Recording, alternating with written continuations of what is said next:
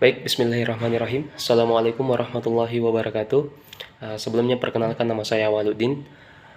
Dalam kesempatan kali ini saya akan sedikit menjelaskan mengenai salah satu buku dari antropolog asal Amerika Marvin Harris yang kita kenal dengan teorinya tentang materialisme kultural atau materialisme budaya, di mana orang-orang yang menganut paham materialisme ini itu memandang kehidupan atau memandang segala sesuatu interaksi yang terjadi itu berdasarkan materi, misalnya harta kekayaan ataupun segala sesuatu benda yang orang lain miliki.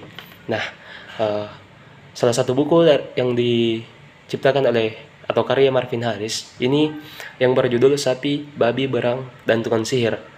Terkhusus pada penjelasan kali ini, saya akan lebih mencoba untuk lebih fokus pada salah satu teka-teki kebudayaan dari banyaknya teka-teki yang muncul, yakni mengapa kemudian itu masyarakat Hindu mengharamkan atau menyucikan babi, di mana masyarakat Hindu atau kaum Hindu itu lebih memilih mereka kelaparan atau tidak makan sama sekali daripada mereka harus memakan sapi, mereka harus membunuh sapi, mereka harus melanggar aturan Tuhan ini, di mana aturan Tuhan yang muncul bahwa sapi ini merupakan hewan yang suci, makanya itu kemudian tidak boleh untuk kita makan.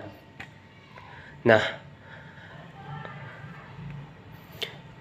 dalam buku ini Marvin Harris mencoba keluar dari penjelasan-penjelasan mitos atau penjelasan-penjelasan melalui dogma-dogma agama, di mana sapi suci ini itu dilarang dimakan karena perintah ketuhanan. Nah, Marvin Harris itu mencoba keluar dari situ, di mana dalam buku ini Harris mencoba menjelaskan melalui kalkulus ekologi budaya atau relasi-relasi manusia dengan alam, melalui penjelasan-penjelasan rasional yang bisa sampai di nalar akal manusia.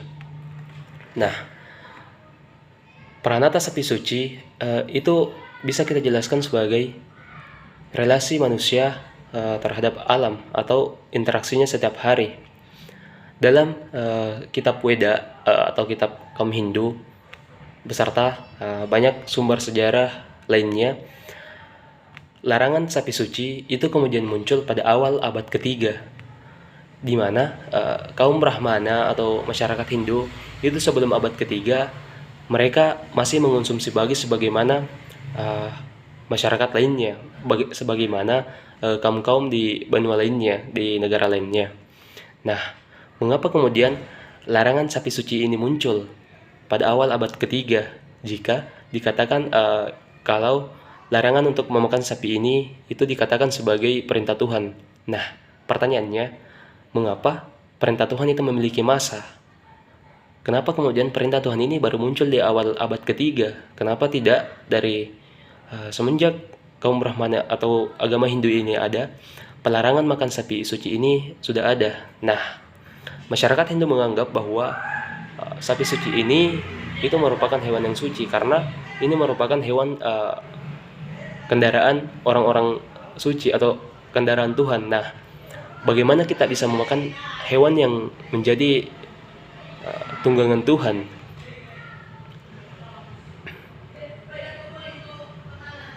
Dalam buku ini harus mencoba menjelaskan bahwa pada awal milenia pertama di lingkup Sungai Gangga, di mana itu kenaikan populasi manusia mulai bertambah.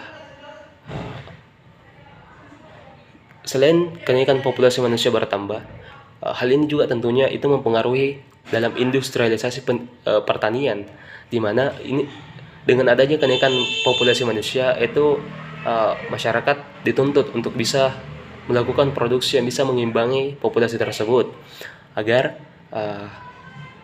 populasi manusia yang semakin meningkat ini itu bisa diatasi agar tidak terjadinya kelaparan dan berbagai macam problem-problem lainnya.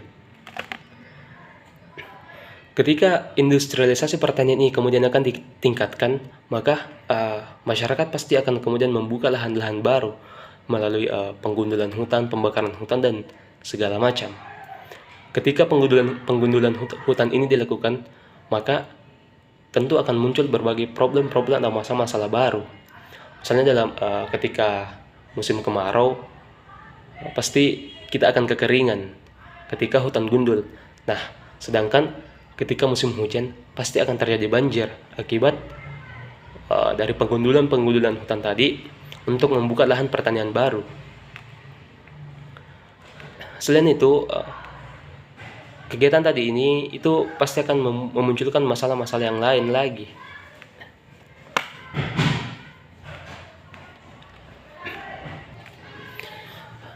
Untuk mendukung industrialisasi atau kegiatan pertanian tadi, masyarakat Hindu menganggap bahwa sapi ini daripada untuk kita makan, secara materi, sapi itu bisa lebih menguntungkan secara ekonomis maupun secara ekologis jika sapi ini kemudian kita manfaatkan sebagai alat pertanian, sebagai alat untuk membajak sawah agar intensifikasi produksi pangan untuk dikonsumsi manusia itu bisa tetap terjaga dengan baik, daripada sapi ini kita potong, kita makan, kita jadikan rendang dan segala macam. Nah, hal inilah kemudian itu yang bisa dikatakan menjadi dasar pelarangan tentang makan sapi.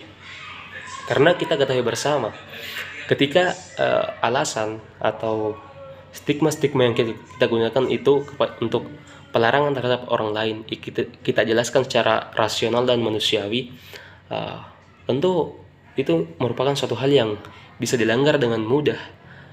Bukan hanya penjelasan yang rasional dan manusiawi, bahkan stigma-stigma mengenai hal gaib juga itu bisa dibantah oleh manusia dengan semena-mena. Misalnya untuk menjaga kelestarian lingkungan, biasanya itu masyarakat menciptakan suatu stigma bahwa di tempat ini itu mempunyai penunggu atau mempunyai makhluk gaib. Makanya misalnya kita tidak boleh menebang pohon sembarangan di sini, kita tidak boleh membuang sampah sembarangan di sini, dan segala macam. Nah, seperti halnya dengan sapi suci tadi, untuk mendukung kenaikan populasi manusia, itu kemudian kaum Brahmana atau masyarakat Hindu sebelumnya, yang sebelum awal abad ketiga, itu menciptakan stigma bahwa pelarangan makan daging sapi itu merupakan suatu perintah ketuhanan, di mana yang tujuan sebenarnya ini bukan karena perintah ketuhanan, tapi untuk kemudian bagaimana kenaikan populasi manusia ini bisa kita atasi agar tidak terjadi masalah kelaparan dan sebagainya. Selain untuk kita masyarakat Hindu gunakan untuk dalam industrialisasi pertanian, populasi sapi di India juga itu manusia gunakan agar produksi susu sapi itu bisa berjalan dengan baik. Nah, dalam kalkulus ekologis, sapi bagi masyarakat India kontemporer atau masa kini itu industrialisasi pertanian belum berlangsung pada tahun 1960 sampai 1970-an, di mana sapi itu masih menjadi alat produksi pertanian yang paling utama, di mana masyarakat Hindu itu menganggap bahwa secara materi, ketika sapi yang kita gunakan untuk membajak sawah, maka itu akan lebih irit daripada kita menggunakan alat pertanian yang misalnya traktor dan segala macam. Karena kita ketahui bersama bahwa traktor dan segala macam alat pertanian yang lain itu memerlukan bahan bakar minyak atau memerlukan bahan-bahan yang perlu mengeluarkan biaya lagi. Berbeda halnya dengan sapi, karena sapi hanya membutuhkan rumput, air, dan lain-lain untuk kemudian bisa berkembang biak, untuk bisa bertahan hidup, untuk mendukung kegiatan pertanian tadi.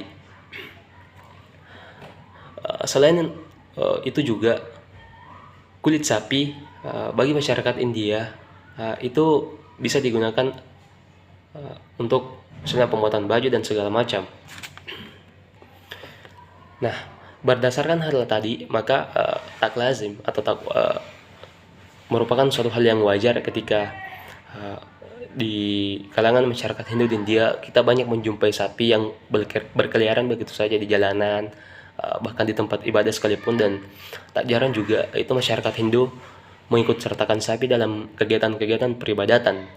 Nah, agar populasi sapi di India ini itu tidak membludak, nah masyarakat atau masyarakat atau kaum Hindu ini itu melakukan kontrol terhadap perkembangan sapi, di mana sapi betina itu mereka biarkan untuk tetap berkembang, untuk tetap hidup. Berbeda halnya dengan sapi jantan, di mana masyarakat melakukan kontrol atau mematikan sapi jantan secara diam-diam agar yang berkembang ini hanya sapi betina, karena kita juga tahu bersama bahwa uh, sapi yang bisa menghasilkan susu itu hanya sapi betina. Ketika sapi jantan tidak pertahankan juga, maka ini akan menjadi suatu masalah yang baru ketika populasi sapi di sana itu sangat membludak. Dari beberapa penjelasan yang tadi saya sampaikan, saya bisa katakan bahwa ini merupakan suatu hal yang unik, ajaib, dan sangat menarik untuk kita perhatikan, karena pada penjelasan sebelumnya kita sudah tahu bersama bahwa bagaimana ini masyarakat Hindu sangat melarang atau sangat menyucikan sapi. Mereka lebih baik memilih untuk kelaparan daripada mereka membunuh sapi dan memakan sapi dan segala macam.